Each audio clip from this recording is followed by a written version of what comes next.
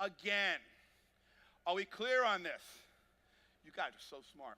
All right, let's right now welcome the number 8 seed down to the floor, team number 131. From Manchester Central High School in Manchester, New Hampshire, it's Chaos.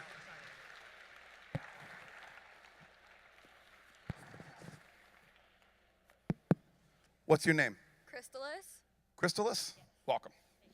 All right, let's welcome right now the number 7 team, team number 1071. From Walcott High School in Connecticut, it's Team Max.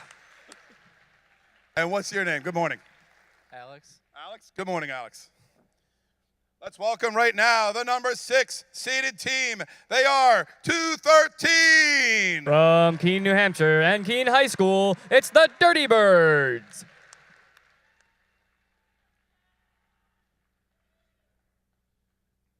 And what's your name? I'm Avery. Avery? Welcome, Avery. Okay, let's welcome the number 5 seed, team number 501. From 4-H in Manchester West High School and Goffstown High School in Manchester, New Hampshire, it's the Power Knights. Good job walking fast. What's your name? Brad. All right, Brad, congratulations. Let's welcome next the number 4 seeded team, team number 1519. From Milford Area Youth Homeschoolers Enriching Minds in Milford, New Hampshire, it's Mechanical Mayhem. All right, and say your name. Carson. Carson, good job, Carson.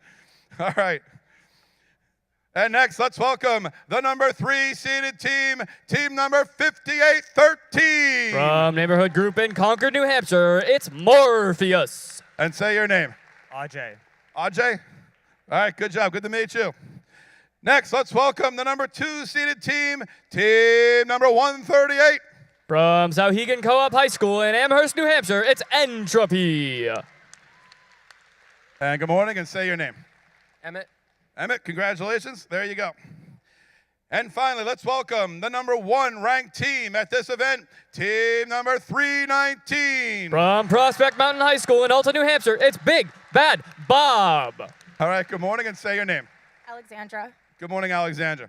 Okay, so you have notepad and paper. You have a phone, smarter, good for the environment. All right, so you're going to make your first choice. We're going to go all the way around to 8. Chaos, well, if you're still there, because remember, people move around, the number 8 is going to choose twice. Are you ready? You sure? Okay. 319 would like to flip a coin. It landed on tails. 1519, would you like to join us? All right, 1519.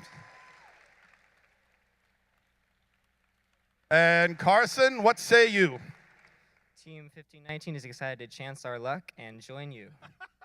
All right, good job. All right, so Power Knights, you're moving up. Dirty Birds, you're moving up. 1071, you guys are moving up. Chaos, you're moving up. And now we're going to welcome to the number 8 position. Let's welcome team number 509. From Bedford High School in New Hampshire, it's Red Storm. And what's your name? Deeds. Deeds? All right, congratulations. All right, good job to you guys. Entropy from Sauhegan, you're making your first choice. Are you ready? Team 138 would like to invite Team 5813. Team number 5813. Team 5813 gratefully accepts. All right, congratulations. All right, 501, you're moving up. You're moving up. And now 509, that was number 8, now they're number 7. So now we're going to welcome down to the floor team number 1073. From Hollis Brookline High School in Hollis, New Hampshire, it's the Force Team. All right, Force Team, good morning. And what's your name? My name is Zach. All right, Zach, congratulations. Okay, now we come over to the 501, the Power Knights, and you're making your first choice. Are you ready? Here, let's face the audience. Okay, good job. Team 501 would like to invite Team 131. Team number 131, Chaos. Yep. Chaos gratefully accepts. All right, they accept. Chaos, 131 accepts. 509, yep, good job. Move forward. Force Team, you're going to move forward. And now we're going to welcome who was the 11 seed. Now they're the number 8 seed. Let's welcome team number 1699. From Bacon Academy in Colchester, Connecticut, it's the RoboCats. All right, good morning, and say your name. Dustin. Dustin, all right. Dusty McGee. All right, now we're going to the Dirty Birds, and Dirty Birds, you're going to make your first choice. Are you ready? The Dirty Birds would like to invite Team 509 to join their alliance. Team number 509. Oh, come on over here. 509, what say you? Team 509 gratefully accepts. Okay, congratulations.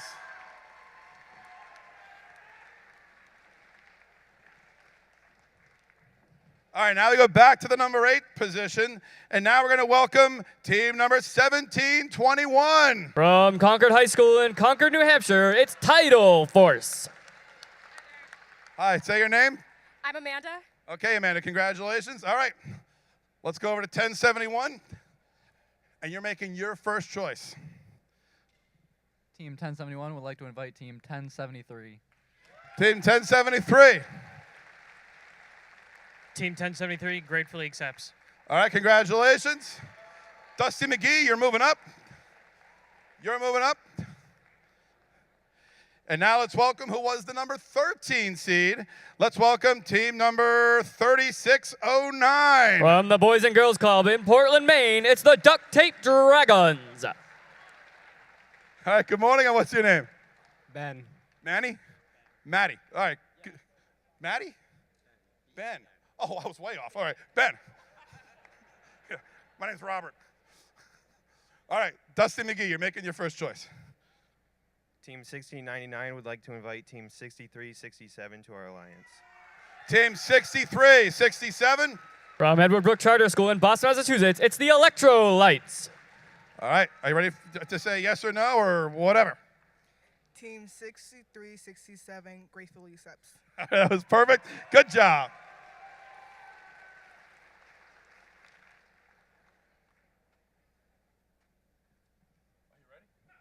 She's like on the phone. It's like, buy, no, sell. Are you ready for your first choice? I think we should play the Jeopardy theme song. Okay, let's play a little Jeopardy.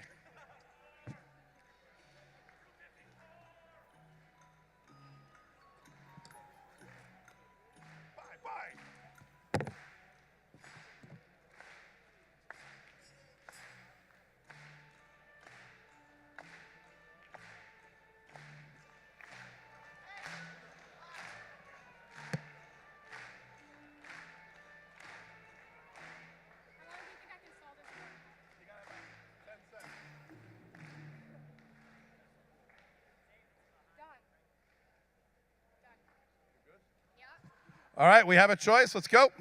Tidal Force would like to invite 1512 to join our alliance. Team number 1512. From St. Paul's School in Concord, New Hampshire, it's the Big Red.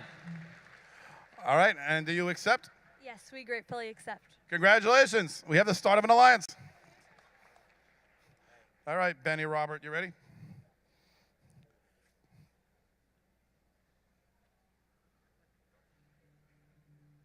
Oh, good song. Team 3609 would like to invite Team 6762. Team 6762. From Hillsborough Deering High School in Hillsborough, New Hampshire, it's the Oz Cats. 6762, what say you? Team 6762 gratefully accepts. All right. Okay, so listen, I'm stepping away, but there's like pressure on the 8C because now it's like you got to choose twice. So, are you ready? You're not? Okay, now you can play that song. Oh, I want the other one. Dun, dun, dun, dun, dun, dun, dun, dun.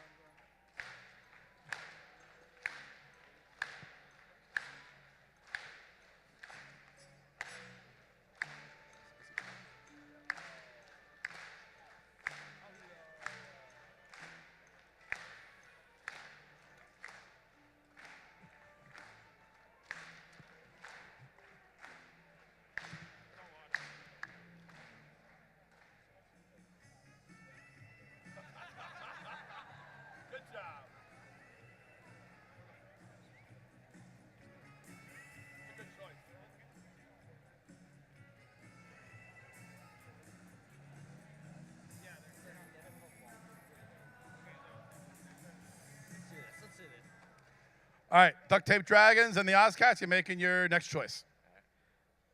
Team 3609 and Team 6762 would like to invite Team. Wait, I was just kidding.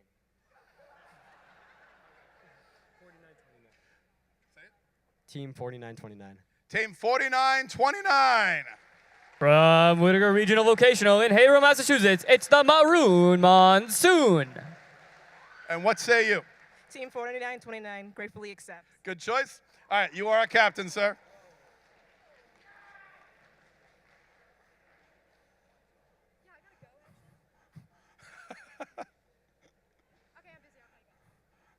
Wait, was that related to this? Was that something else? Okay. Well, I'm not your parent. Okay. All right, you ready? Title Force and Big Red would like to invite Team 3597 to our land. 3597. From Robert Trape Academy in Kittery, Maine, it's the Robo Rangers.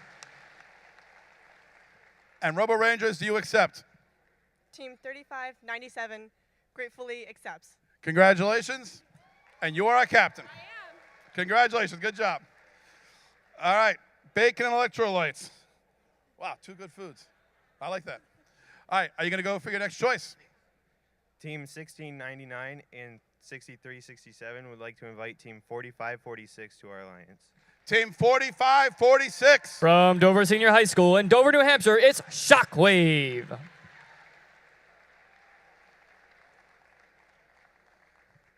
Shockwave, do you accept? It isn't much of a shock that Team 4546 gratefully accepts. Congratulations. And you are our captain. All right, 1071 and 1073, you're making your second and final choice.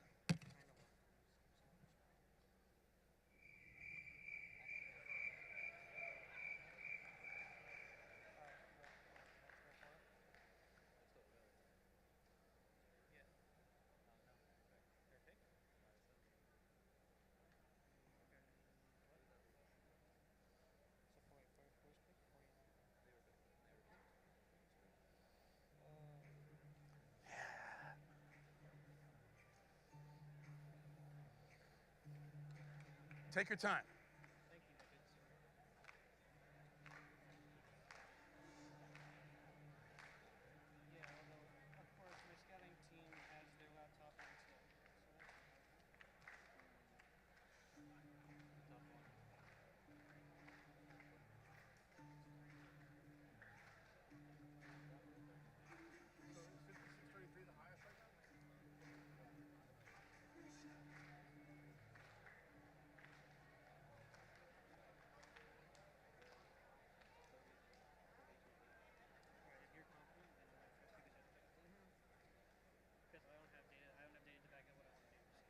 Okay, you ready? All right. Okay, 1071 is making the next choice along with 1073. 1073 and 1071 would like to select Team 3323. Team 3323. From Campbell High School in Litchfield, New Hampshire, it's Potential Energy. And what say you? Team 3323 gratefully accepts. Congratulations. And you, sir, are a captain. All right. We've got the Dirty Birds and Red Storm making your second and final choice. All right, we're going to need a part of a minute.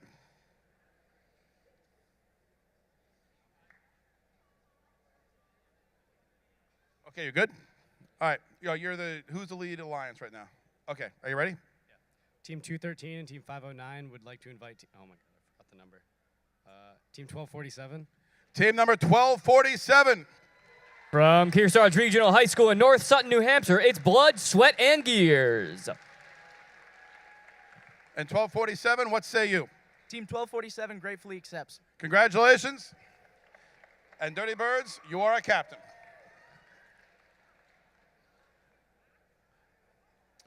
Okay, Chaos and 501, you're making your second and final choice. Okay.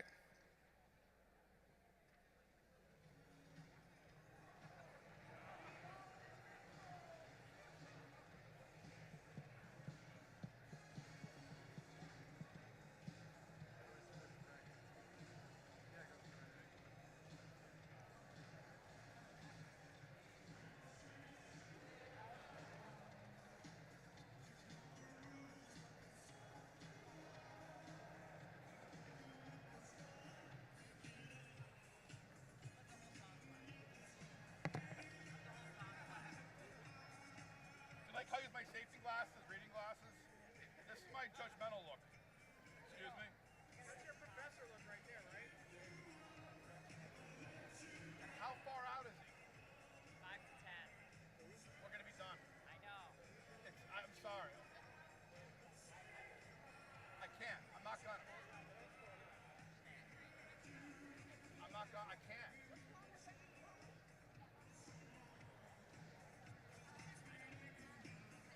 It's rude to the large group. He can talk at one.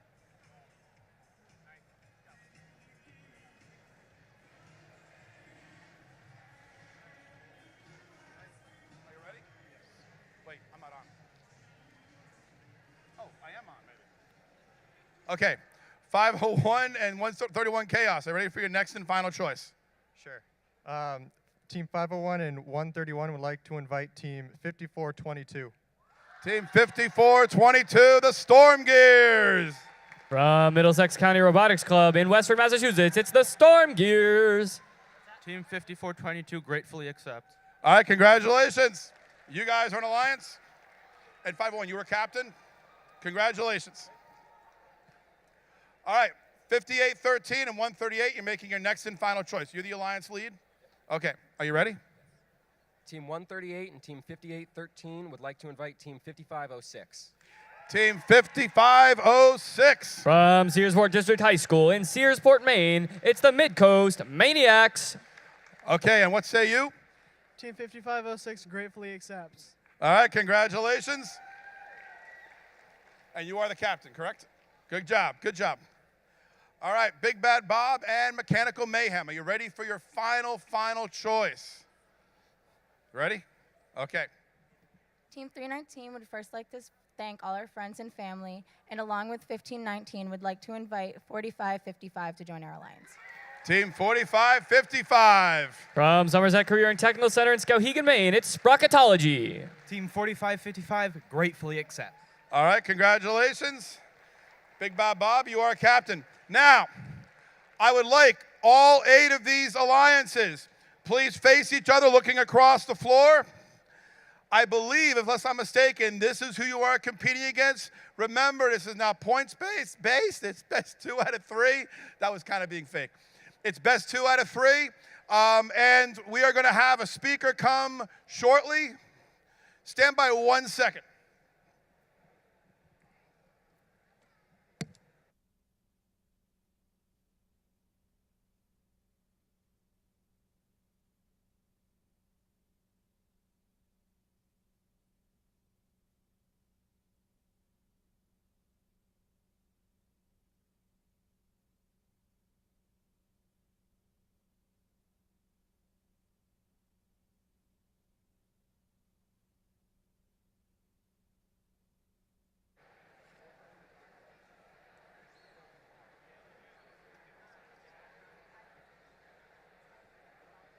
Okay, I'm going to bring out, this is Matthew Gage, not our head judge, but he's going to be the head judge that I need some teams to meet with him.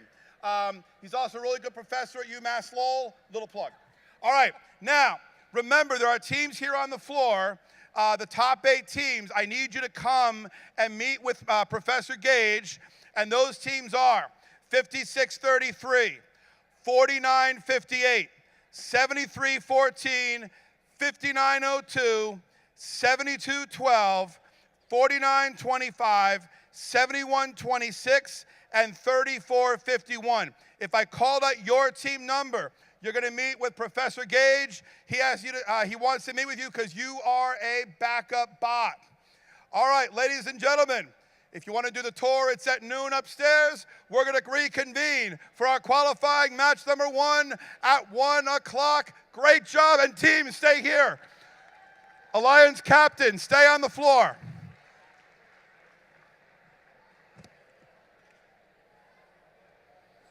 Alliance captain, stay on the floor. Good job, Ductate. Yeah, that was good. You did great. You did great. You're good. Yep. Okay. Do you have that sheet? Yeah. Actually, let me just take the clipboard if you don't need it. I don't. Title first. It's even got a property of first on it. Dude,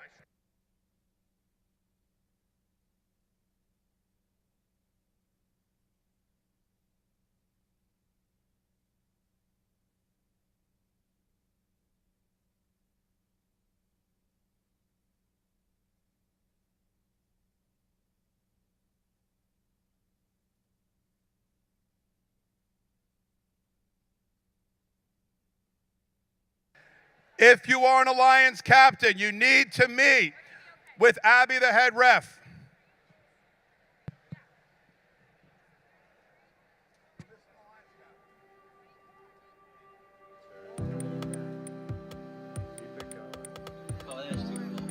Dr. Lauren? Hi, Brian and Shane. How are you? You want to watch me make a hot dog? Yes. The experience that I've had being an astronaut, what that represents to me is that I've had an opportunity to contribute to humanity's sustained presence in space. Now, the role that I have is a very small role, and the steps we're taking right now are just very small incremental steps, but we are making forward progress, and that to me is a very worthwhile endeavor. Currently, I lead the Crew Interface Rapid Prototyping Lab, or RPL, where we're building the prototypes for the displays and controls for Orion. The Orion mission is a manned spacecraft that NASA is building to go into deep space. The Orion mission will be capable of returning to the environment of the Moon or going out to Mars. The role that I have specifically is I'm leading a laboratory that is building the consoles, and this is what we call a glass cockpit. In other words, instead of the 2,000 switches and gauges and physical buttons that the shuttle had, almost all of that is now icons on a computer screen. To operate the vehicle. When I come back to campus after having been away for several years, there's a really emotional rush for me. The University of New Hampshire has a place in my life. Both my parents went here and my sister went here. In terms of the university itself, it's great to see how the university has prospered. The character is still there, but they've grown, they've increased in size, they've updated the facilities, they've expanded capabilities, and they're providing wonderful opportunities for the students. As a student here, one of the most valuable things was, even though the University of New Hampshire is a research university, it has a very, very plugged-in, dedicated commitment to the undergraduates. I felt like I got a lot of attention from the professors that nurtured me at that phase in my career, which was very, very valuable to me.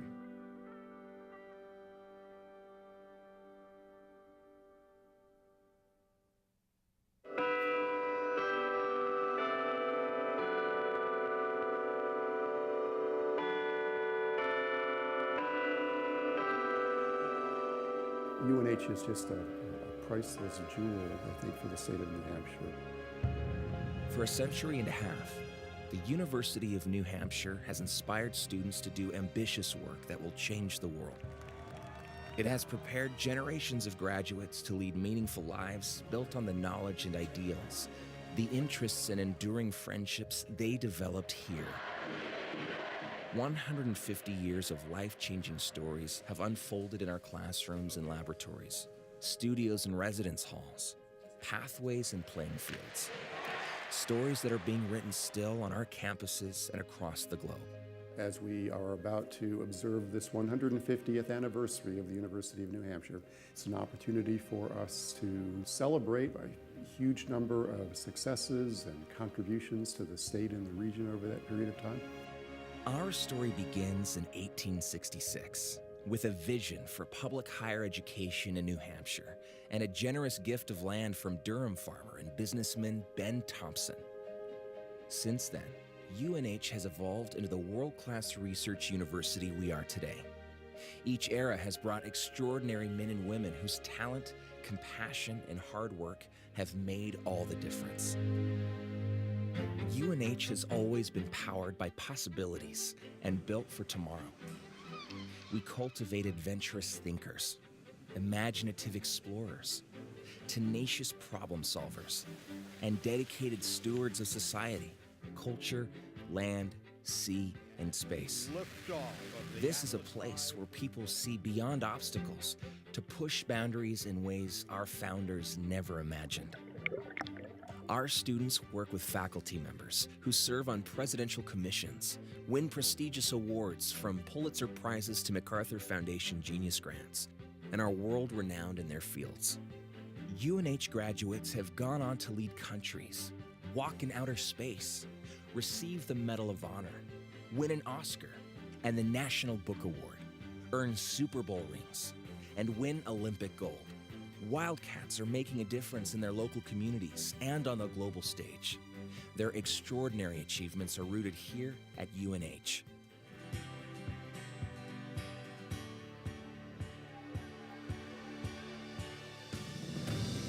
We've never had a stronger university. We are, I think, on the brink of a real golden era at UNH. Together, we are 150 years strong and counting. And it's a good day to be a Wildcat. Today, we celebrate the successes of yesterday and make a commitment to all the tomorrows of this great place. Now, it's our turn to think bigger, be bolder, and turn vision into action. It's our time to write the next 150 years of this story, our story. Let's write it together. Let's celebrate 150.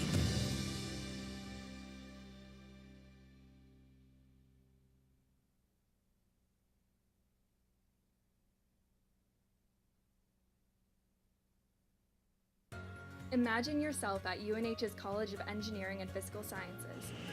With state-of-the-art centers and learning labs, you'll tackle real-world problems alongside award-winning professors, and you'll make a difference in your community and across the globe. Imagine this is your study hall, and this is your squad. Our graduates are in demand by employers. Learn it. Do it. Put yourself at the University of New Hampshire's College of Engineering and Physical Sciences. Now taken away by Haslett, top of the shot, a shot to score! Kate Haslett off. So balancing the life of a student athlete at UNH can be tricky. Being a Division I athlete is a full-time job. It's a long season playing hockey. It kind of carries over to both semesters, but you know, I wouldn't have it any other way. I like to be busy and to be challenged. Hockey's kind of that escape sometimes for me.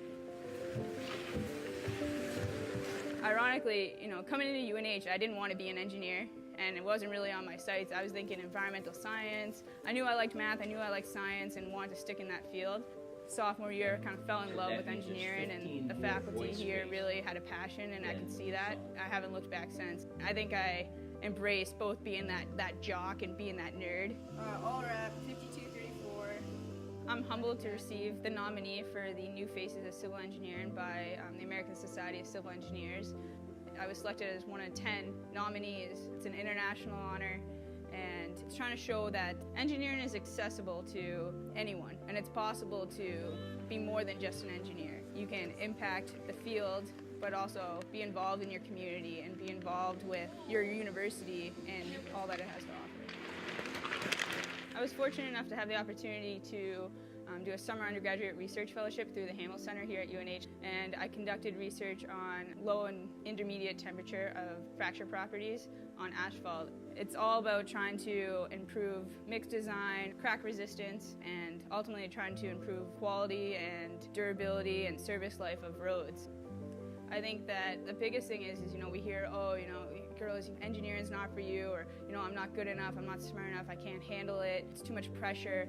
I think I'm here because I represent that niche, and I'm trying to be that role model for those girls that you can do engineering and you can be an athlete and you can be so many other things, and that really the sky's the limit. You know, I'm really grateful for all UNH has to offer, and I look forward to continuing to pursue as much as I can in my time here.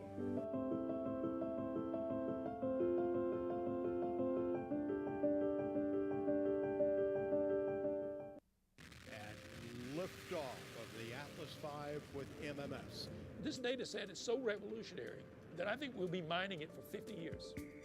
MMS was uniquely designed to answer a central question in what we call space plasma physics, is what is the process that seems to be able to release rapidly the energy stored in the magnetic fields.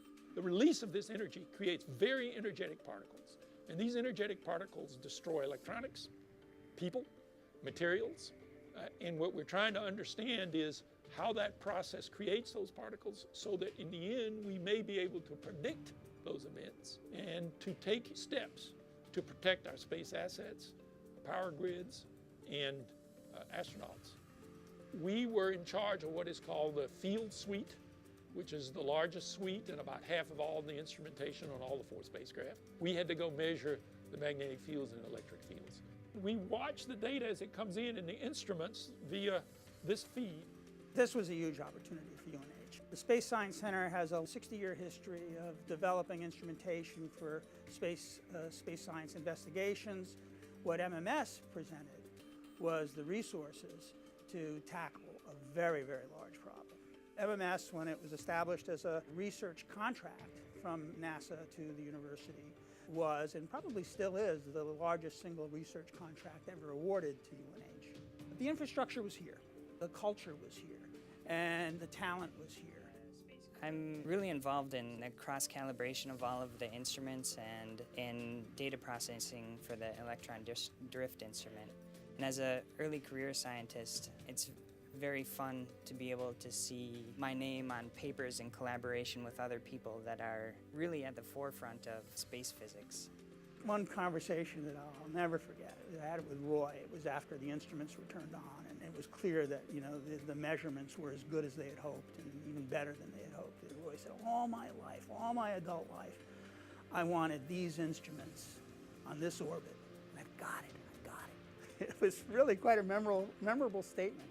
And, and we as the managers and engineers who had a part of that derive a great satisfaction from that. Since the beginning of the space race, essentially, UNH has been part of space exploration, and being part of many of the satellite missions leading up to MMS and beyond really puts UNH at the forefront of space exploration and space science.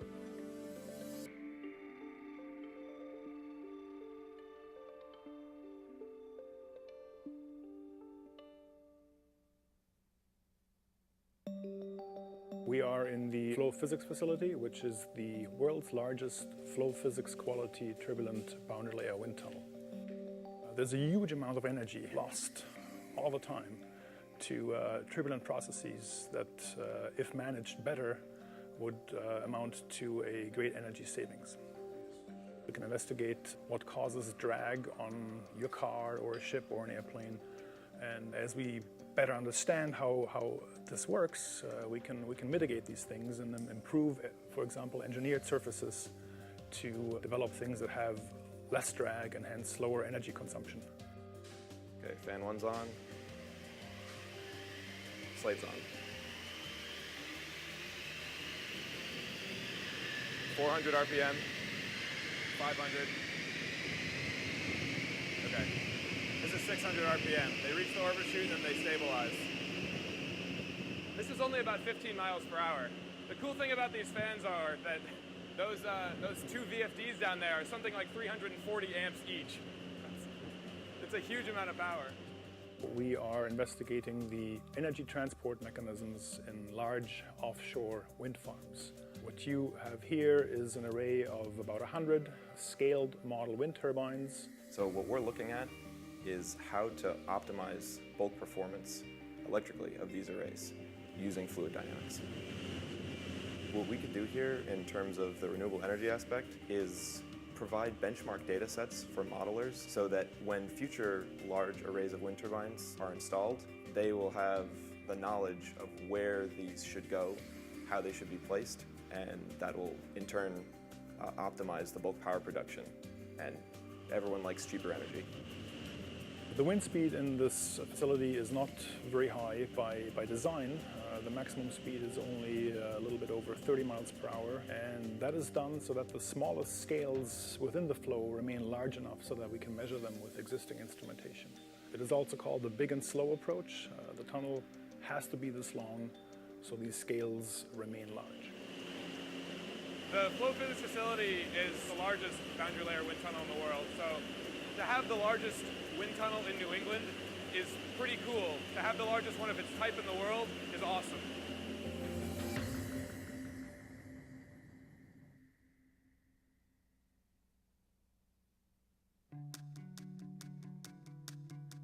It was like a Saturday morning, back when I was 14 years old, and my mom said, "Sid, wake up. Do you want to go to America?" And I was like, "No, I just want to sleep." Then she told me more about this incredible opportunity of being an exchange student. And I thought, okay, cool, I'll be in New York or I'll go to Boston, big cities, lots of fun. And I ended up in Lancaster, New Hampshire, which is a small town of 2,000 people. Really cold and dry, completely opposite from Mumbai, India. But I loved it. It was the best year of my life. I stayed with an amazing host family. So during spring break of that year, I decided to visit colleges with my host father, and UNH was one of them. In this room itself, Professor Kinsey told us about the plethora of opportunities that undergrads have to do research, which was unheard of in some of the other bigger universities. So that really pushed me towards coming to UNH. One thing that I've been really proud of my time at UNH has been the involvements. I applied to become a resident assistant so that I could have an impact on first-year students and second-year students and tell them, hey, this place can be home for you. Let me show you how. One of the groups that I'm really passionate about is the Indian Subcontinent Students Association. We organized Diwali, Festival of Lights. We also started a new tradition called Holi, Festival of Colors. We want to show UNH how beautiful and vivid our culture is. Starting my first year, I was really passionate about international development, especially in developing nations. So I really started looking at different orgs that do work in developing nations, and Engineers Without Borders was one of them. I was fortunate enough to travel down to Peru and implement a water project there. Just seeing that really renewed my passion in sustainable engineering. We started working on Project Oasis, which is optimizing aquaponic systems. We wanted to bring these aquaponic systems to developing nations to tackle the problems of hunger and food insecurity. One of the biggest reasons why I could come to UNH was through the generous donations and the scholarships that I received. For me, it was virtually impossible to attend a university in America based on the income of my family back at home. You know, converting rupees to dollars is not a good statistic. So these scholarships not only helped me improve my academics, but they also enabled me to impact different students. And through them, they impacted other students. You know, starting different organizations, being president of 3 orgs. All of this has really been possible through the generous donations of all the donors. And you know, meeting them at different events is just so overwhelming because I see the people that are selflessly giving to us, giving to students like me, and changing our lives. And they're just so incredibly humble about it too. One thing that's really tough about being an international student is the distance from home. I'm really close and attached with my mother, and so to be able to see her only twice over my entire career at UNH has been incredibly difficult. Oh my God, they're here. Ma! I was so excited to see my parents after a year and a half, and it has been incredible to show them around UNH and show them my home, basically, in America. One of the things I'm most excited about for my parents to see is the honors convocation, because it'll be the first time that they'll actually see me go up on stage, recognized for my efforts at UNH. Siddharth Nigam. Having my parents be there, as opposed to sending a picture on Facebook, is going to be huge for me.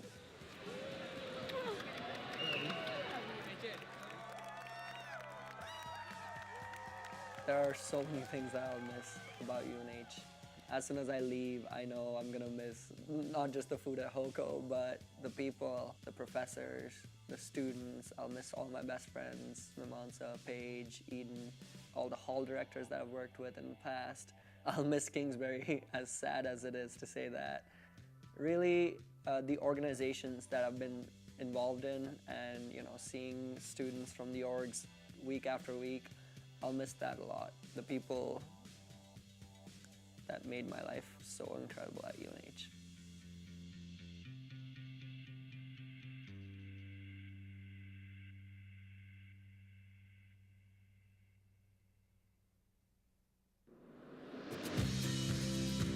Coming to college is a huge transition, and the FIRE program made it a lot easier to come into the school, find a place where I belong, get to know friends and different faculty members who have been able to help me out along the way. I think the program itself is really beneficial in helping us practice skills that are going to be applicable for the rest of college and beyond. So the FIRE program is a freshman academic experience transition course. Hall College is the only college at UNH and really in the country that's doing something like this. So in the first semester, it's mostly transition and academic success. They're matched with an upperclassman peer advisor, a small group of 20 to 25 students. They also have an alumni advisor to introduce them to the vast UNH alumni network. I think that's one of the best parts of this FIRE program, and they're just great people that are there for you and want you to succeed. My peer advisor is Sarah Carlson, and she's been a hockey player for the last 4 years here at UNH. It's really great that there's students leading other students. I think it's really cool being a senior here and being able to teach them and help them through everything that happens their freshman year. She's really made it known that being an athlete and going through a really prestigious business school is completely possible. In the spring semester, we developed these events around building those career skills in a low-risk environment. So we created this mocktail networking reception. We also hosted a career fair boot camp where they were able to pick sessions that they wanted to go to, learn from actual HR recruiters and young alums, and prepare them for the career and internship fair. I'm Ryan. Scott. Nice to meet you. What's unique about the FIRE program is that we've created this year-long Grand Challenge project. We're taking topics that are very current in society, and we're creating products or services that fulfill the needs of those issues, doing research on them, creating business plans and posters that we're actually able to present at the undergraduate research conference in April. In which operators can control light, temperature. Being part of the FIRE program has allowed me to create relationships within Paul that I never would have. Those types of things are what will propel me forward here in the school. I think what we've already started to hear is how grateful they are for the opportunities that they are given. We want to make sure that they're not only getting a great business education, but they are getting involved on campus and that they are really being able to think from a variety of different perspectives, because that's ultimately what employers want.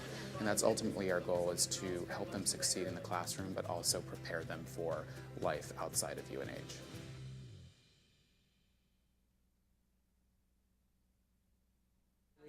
No, we're good. I've just been blown away by the phenomenal opportunities I've had here at UNH. I'm from Londonderry, New Hampshire, so UNH was pretty close by, and I'd always thought of UNH as the state school that everyone went to. But as I looked more into the UNH program, I realized that the mechanical engineering department is really strong. They're one of the top undergraduate research institutions in the nation, and then I was offered a full-ride scholarship to come here, and so that kind of sealed the deal. The biggest benefit of a scholarship, it allows a young person to open up vistas to them, but then the life of the scholarship is their life. In contrast to a donation, to even buildings don't last as long as the young people will be alive and active and contribute to society, to New Hampshire, and to the University of New Hampshire over time. The University of New Hampshire is probably the most important asset of the state. For calibration, is that doing the mass dropping, or is that She the definitely appreciates education and tries to get every ounce of value that she can out of UNH and everything it has to offer. Yeah, I think getting involved outside the classroom is really key. You can take this book knowledge, but then being able to apply it to the real world adds a whole new dimension. I've been able to go perform research at a university in Germany. I was able to study on a Fulbright Summer Institute in Wales.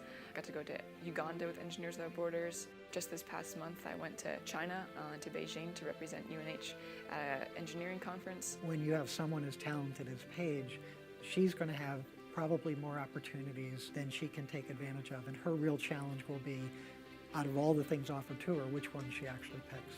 5 to 10 years from now, I hope to be working for an engineering company or a nonprofit or social enterprise, working in a developing nation, applying engineering skills. I'm really interested in food security problems and using engineering to help provide adequate food sources to people in developing nations. I think she likes to be able to produce something that will benefit mankind, whether it's one person or millions of people. Really fun to see them and see what they're doing, and people like Paige who have done all kinds of great things. If I could talk to donors, I would say thank you so much for your support. It really means a lot to me and to other UNH students. I know their generous support has helped students be able to get a college education who would not otherwise be able to, and helps keep exceptional students here in New Hampshire, being able to help prepare the next generation of leaders for our state.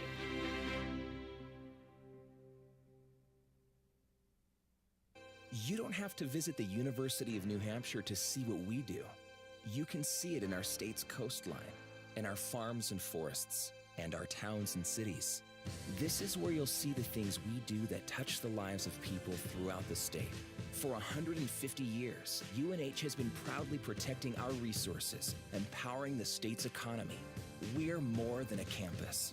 We are the University of New Hampshire, the state's flagship research university. You add 5 milliliters to each of the 4 test tubes. Students are synthesizing bis-2,4,6 trichlorophenol oxalate, which is a starting material for their light reaction. It's a very fun chemiluminescence experiment because they get to create light similar to glow sticks while learning a lot of chemistry concepts that are involved in the process, you know, with acid-base chemistry, esterification reactions, and so they enjoy creating pretty colors while learning some chemistry concepts. Yeah, is this a water rinse? Yeah. They're collecting the various reagents and they're going back to their hoods, they're combining them, and they do a reflux reaction.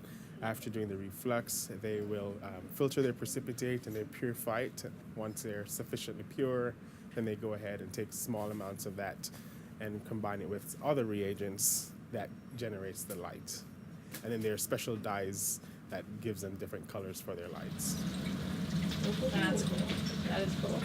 I'm happy that it worked.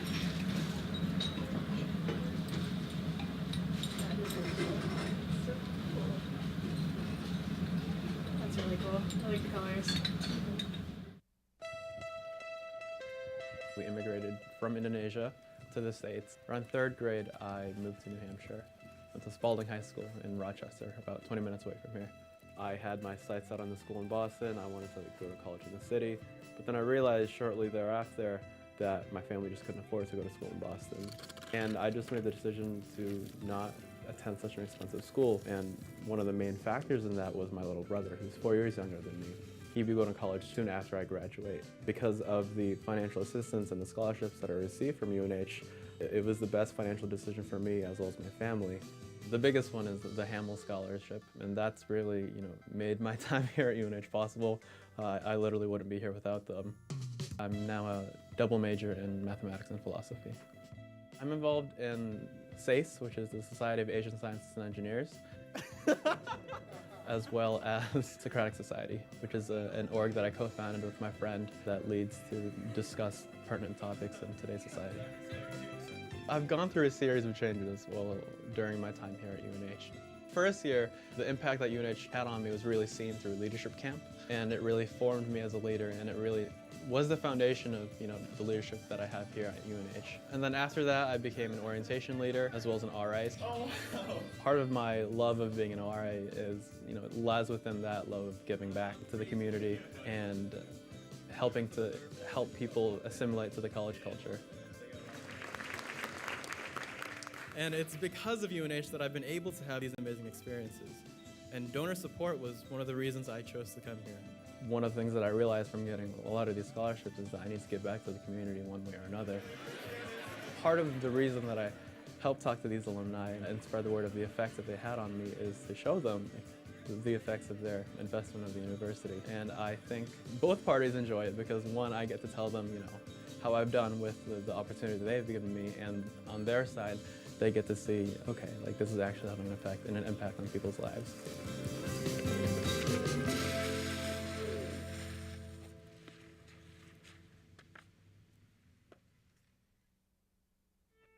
Relationships are really the fundamental of good teaching in my mind. That evolves around having respect for the students, understanding that they're adults. I treat them as adults.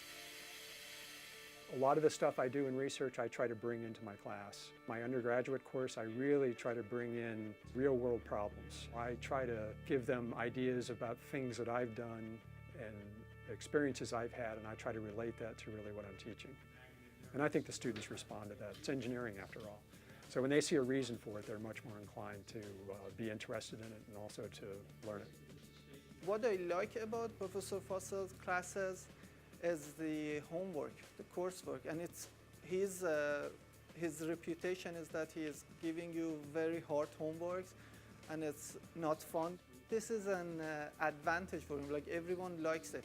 After you do the homework, it's this magic that you feel like, oh, I did it. So you basically know that you feel that you learned a lot. You've learned a lot. Some of my research has been in electromechanical, and in the last 10 or 15 years I've been doing more manufacturing related work. And in there we're looking at how to make NC machines. These are machines that cut metal parts. We're learning how to make those smarter. I get very excited about students learning how to do research, about them really sort of progressing in their abilities to handle difficult problems. And to me, that's my output is the students. And that's what I get excited about, is to seeing them learn and get excited about the material. And I don't get tired of that. He's at the school every day, 8 in the morning, rain and shine. He has all this gear, biking gear, even in the snow. 8 a.m. he's here with his bike. So I was a little surprised when I went. How I compare to other teachers in the university, I have to believe that there's many teachers that are equally as good. So I'm humble about it. I appreciate it. And I think it's recognition for the years of effort and work I put in.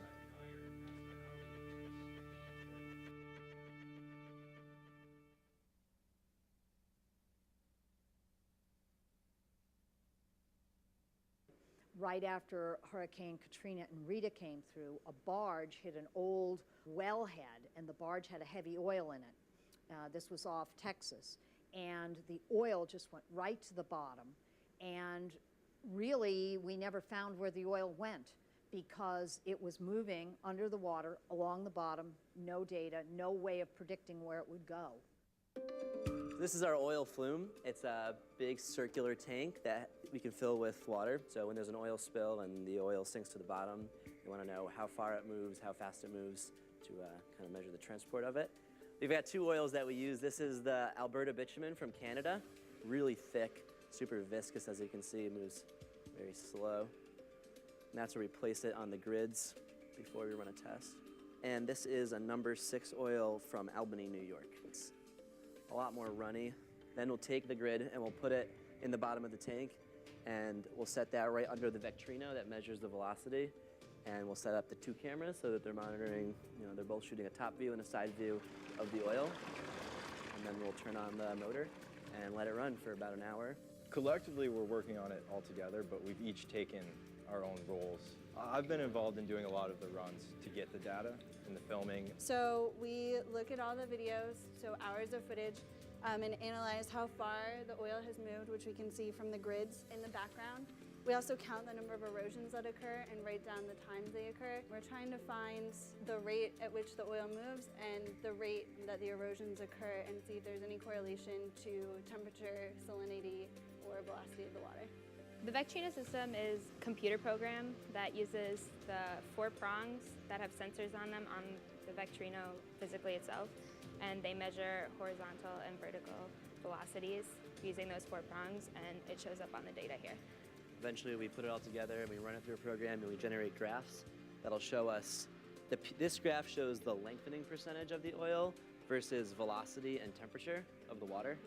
This research is going to be giving us the data that the students are collecting and analyzing and producing those graphs that help agencies such as NOAA come up with equations that can then predict what the oil would do, so that they can use a model to say, okay, we think the oil will have moved to this point.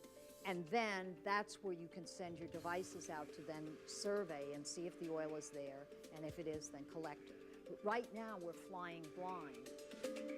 There's always more research to be done. It never really stops. So we try to pretty much replicate as many situations, I guess, as possible, just so that we have that data to apply to real-life events. It's been really exciting to get involved in environmental engineering as a student and see where the chemistry class comes in and where the math classes are going to count.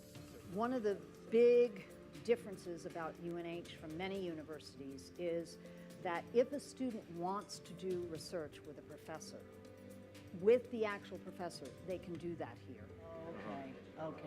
think it really puts a different spin on it when they can interact with a professor and not just think of a professor as being someone up in the class who's, you know, frumpy with their glasses on their nose and everything like that. But I love it. It's what makes me happy about working with students.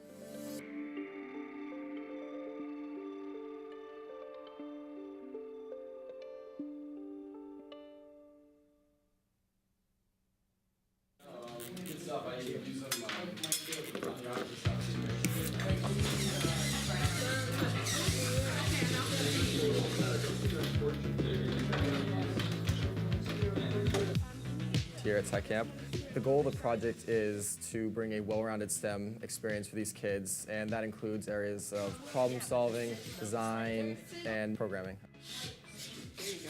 Camp happens on the UNH campus, which gives campers the opportunity to benefit from the resources of a public land-grant university. Campers engage in what we call project-based learning, which means that they're trying to solve a complex, authentic problem. So that type of problem is something that takes a long time to solve because you go through different prototypes, different ideas, and the week-long or two-week-long experience gives them that time. It also gives them time to connect with other kids that are also interested in science and engineering. As a project leader, we hope that these kids will take away the inspiration and confidence to pursue STEM fields in the future and be STEM role models for their peers as they go forward in their academic and professional careers. Today we finished wiring our robot, which is an omnidirectional robot, as in it'll move in all 4 directions, and we got to see it in motion. When I grow up, I would like to either be a doctor or a software engineer. Our camp is also a community of people from all stages of the STEM pipeline. It benefits professionals in science and engineering because they have the opportunity to impact the community by becoming involved in the camp and helping students learn about science and engineering.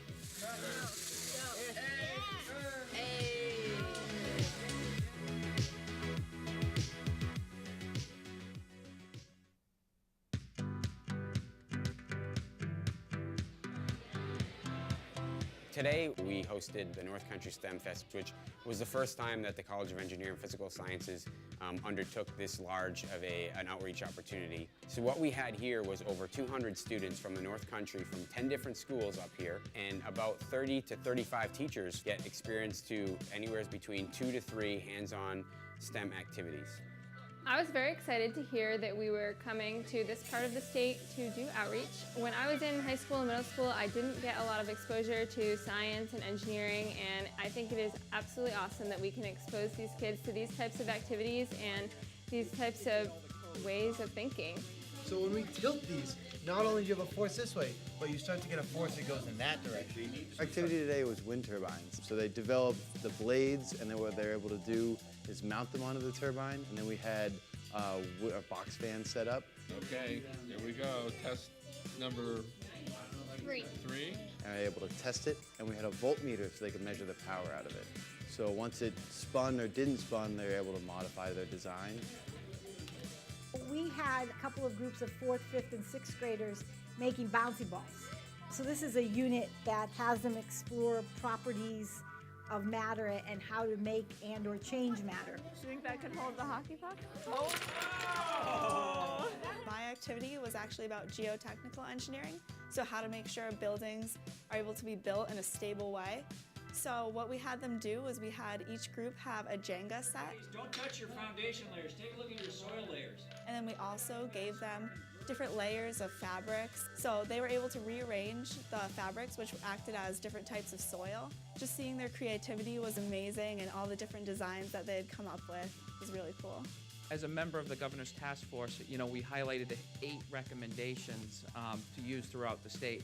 And what we saw today, and what I saw today, was actually the implementation of those 8 recommendations put to use. Oh, you're right. We're engaging students, we're engaging teachers, we're working together with higher ed and K-12 educators. We're learning hands-on, we're tying in science, mathematics, language arts. Great stuff today. Certainly in SEPs, there's a lot of mechanical engineers, so it's been a lot of fun to work with chemical engineers, electrical engineers, computer science majors, and really see the kids get excited about all the different types of majors. When I was coming through high school, I really didn't understand all the different majors, so to be able to bring this wide variety of students up is really beneficial. Faster. You know, the kids' excitement on their faces, just the sheer enjoyment and having them engaged in hands-on projects was a really good experience. So what we want to do is help them facilitate, how do we bring that to your classroom so that it happens every day and not just on a day like this.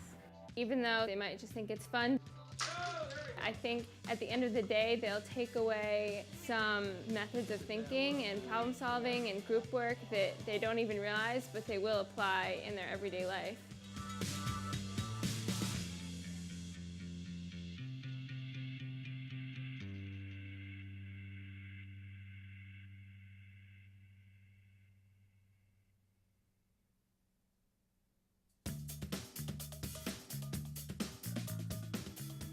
So this is one of the 3 3D printers that we have available, and it gets used for a wide range of applications.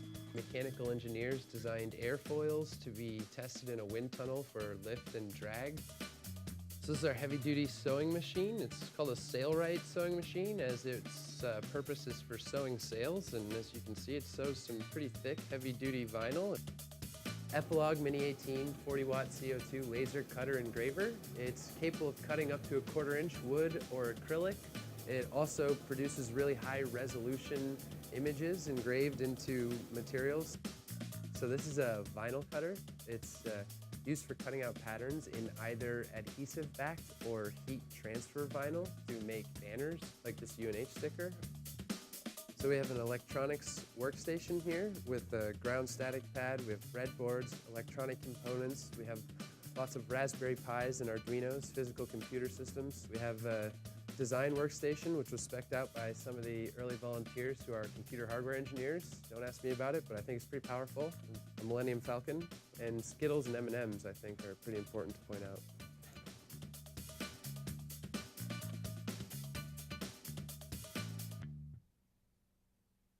That one is half done.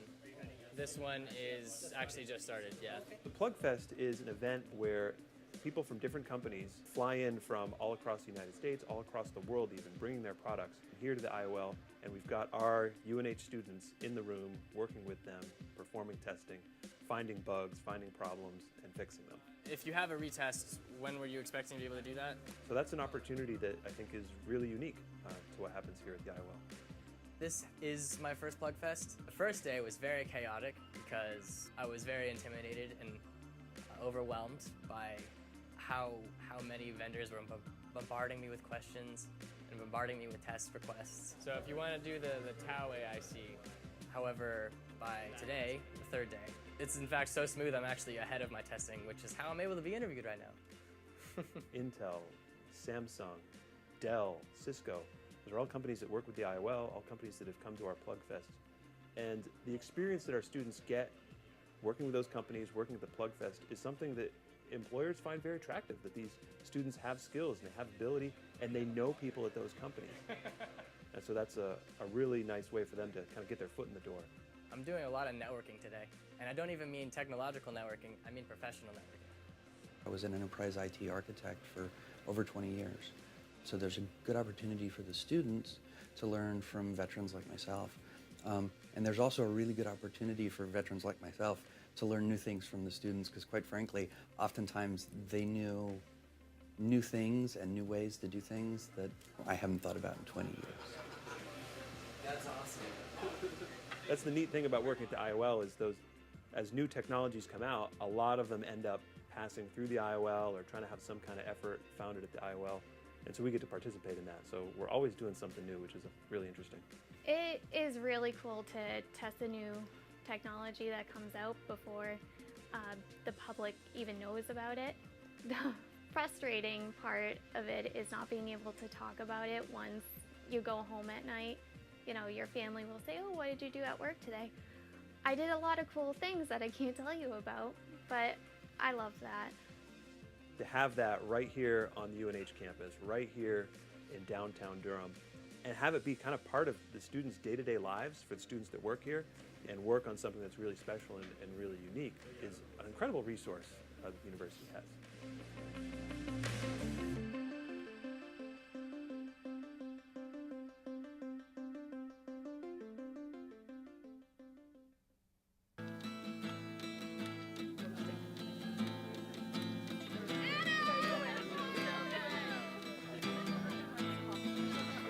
This week is the week for the freshmen, and it's a really fun experience for everyone, for the leaders and for the freshmen. We do canoeing and we go hiking for a day.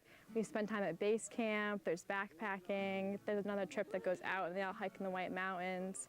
We camp out in tents and kind of get to know each other. We're all in small groups of 8 to 10 people, and each group has 2 leaders. Are you ready for the next level? Yeah! Awesome. Everybody get on pause. I chose to participate in PAWS because my older brother, Adam, is actually a leader here, and he came last year and met like a bunch of friends, so it was really nice for him going into college knowing people, so kind of wanted that same experience. Put your legs on like the other part of the... Am I allowed to? It's a lot of close groups and like it's a lot of fun. There's never like a dull moment. Everyone's always like laughing, having a good time. How did you do this though? We've done a bunch of bonding things, like we write down fun facts at night around like the bonfire and share them and just talk and hang out. I really wanted to give back to my experiences as a posse because as a posse I got to meet a lot of great friends who the first weekend back at school we all had dinner together, and my leaders were really awesome. They gave us tours on campus, and I kind of just wanted to give back to that experience because it is a volunteer experience for the leaders. We don't get paid to do this. We all want to be here. We all want to give back to the program. My favorite part has definitely been meeting people. Everyone's so nice and like open-minded, and they don't judge you. So it's a different like community from high school, like a different feeling. I would say from personal experience, I'm not really an outdoor person either, but PAWS is for everyone. Anyone can do PAWS. If you're an intense hiker, if you're just someone who doesn't like to hike, it's basically for everyone. Just a good experience to get to know people. I think it's probably the best decision I've made to come here. 2, 3, race! Awesome.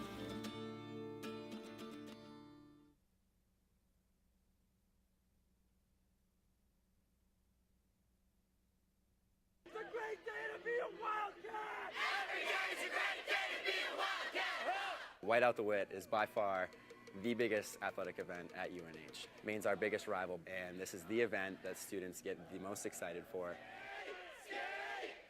As the Cat Pack captains, it's really our mission to keep it that big, that exciting, make this arena as loud and as crazy as it's been in the past. Any questions on that? That's the list of like standard main cheers. Our membership is around 40 to 45 students. We meet every Wednesday night, just developing a plan of action for the coming athletic events. And what are we going to do there to make the student section better than it was last time? Pre-game ritual, paint my own face right in front of a mirror. The morning of White Out the Wit, 10 a.m., we'll be getting in line. We'll bring our books, our homework, laptops, because we got to get down to the glass so we can lead the student section. It's fun. People say, what, you're crazy. 10 a.m.? Why are you getting in line at 10 a.m.? Puck drops at 7 p.m. It's all about the experience, and it's an incredible feeling, really. Let's go! Woo!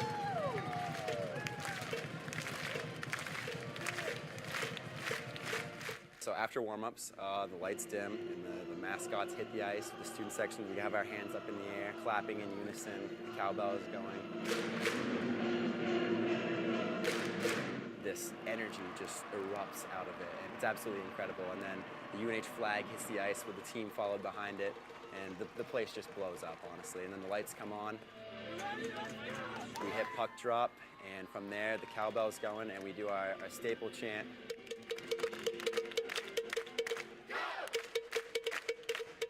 After that, we have I Believe in UNH. And what we implemented last year was the I Believe in UNH banner. Whether you're underneath it or looking at it, it's just an incredible sight.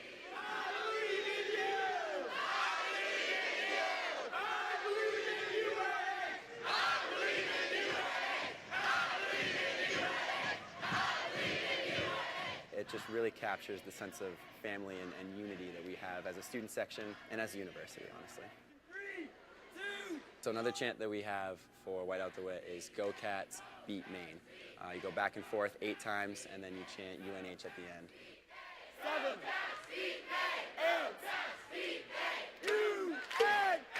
Near the end of every period, right before the final minute, we yell to the announcer, Hey, John, how much time is left? and we yell at exactly 1 minute, 4 seconds. So by the time it hits a minute,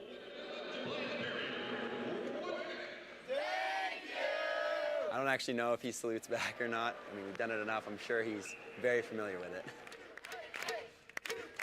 There's always been a UNH cowbell since Snively Arena. That is what leads the student sections. His name is Mitch. He has been passed down for the past 3 years now, and he is at all athletic games. I'm not a percussionist per se, but that beat, the dun dun dun dun dun. It didn't take too long. It's something that's just kind of, as a UNH student, that's just ingrained in your memory. You know that by heart. Hockey's huge at this school. Everyone knows that. But we realize that there's a lot of other athletic events at this institution that deserve the support of the student body. So we're at football, we're at basketball, we've been at volleyball, and just make that atmosphere there something enjoyable for the students, for the parents, the community members. We just want it to be high energy, a passionate place, and people just to really enjoy their time there.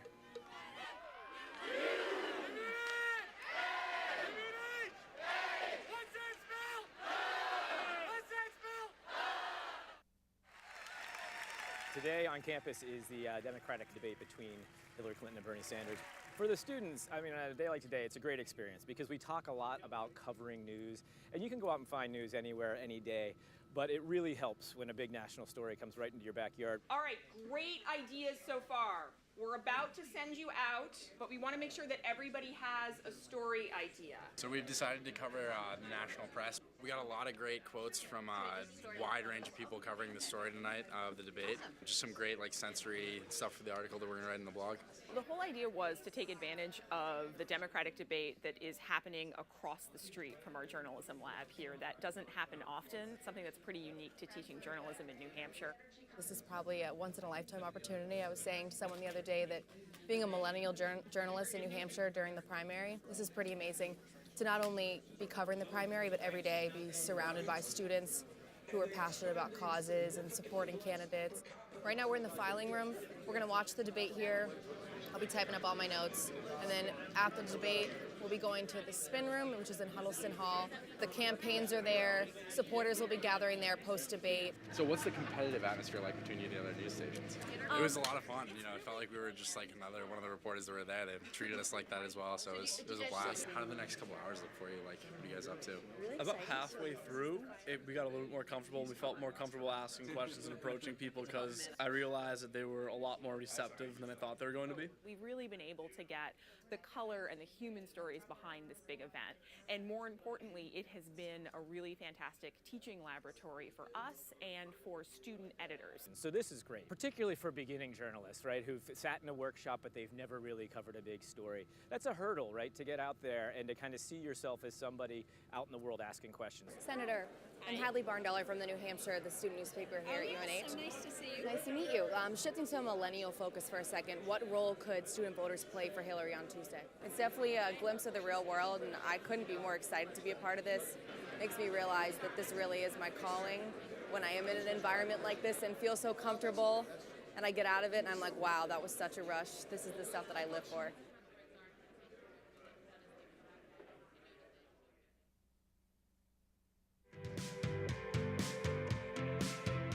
Taking courses as part of the discovery requirement in the honors program has been absolutely the most rewarding experience I've had at UNH. It's really about self-design, and I think that's also why I'm interested in the honors program, because you get to tailor what you're interested in naturally and try new experiences without having to worry about not liking them. What we're trying to do at UNH in the University Honors Program is to integrate the strengths of a small liberal arts college with those of a major state research university.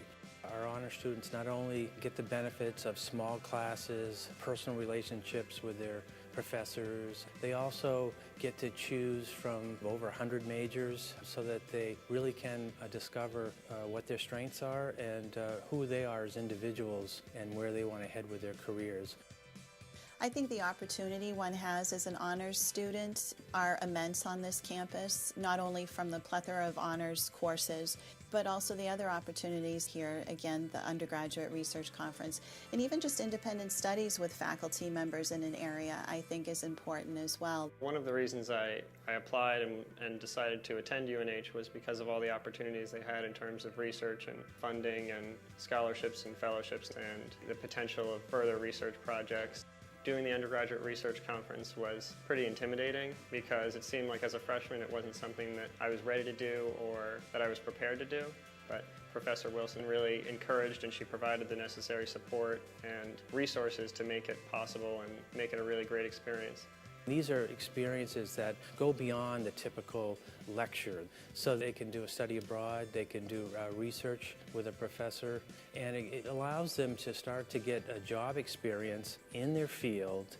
And when they graduate here, they are competitive with any student in the country. They are attractive in the job market. So I went to Costa Rica with ISA, International Study Abroad. I took a lot of sustainability courses, eco-gastronomy, related topics. I found I was really passionate about it, so I just decided this year I was really interested in that sort of sustainable food system aspects. I'm a senior in college and I decided to do a dual major and I'm going to graduate on time, which is, I think, everyone thinks it's amazing.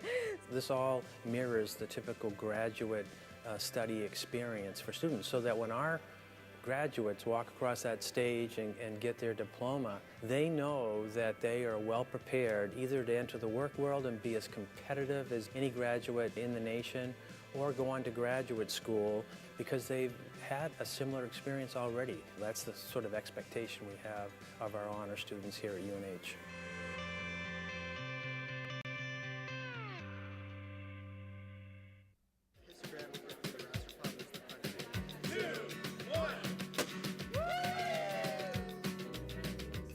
URC is really a celebration of academic achievement here at the University of New Hampshire. It's a real opportunity for us to celebrate the individual and group research project that students do throughout the year over the course of maybe several years. It's a chance for most students to get that first, well, this is a real project. There's no answer in the back of the book. This is the result